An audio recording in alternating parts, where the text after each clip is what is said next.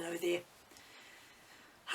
Well, it's raining outside. Good place for me to be in my art room doing some painting.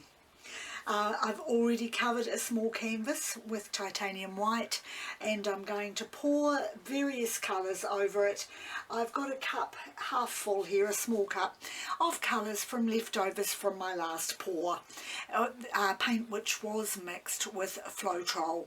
So I'm going to now put that out onto the surface of the canvas, tilt it around, and then I'm going to do what I love doing the most, chain pulling. So I'll get started.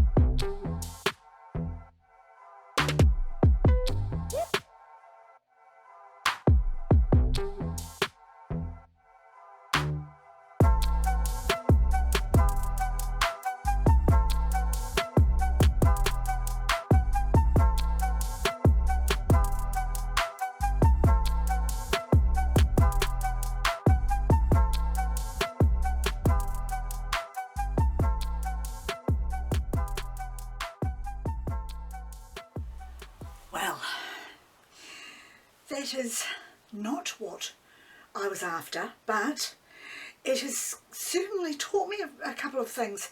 Now, I'm not absolutely sure, but I think I got some what I call paint curdling because I had a titanium white base mixed with PVA glue, but the colours that I added to that were all mixed with Floetrol.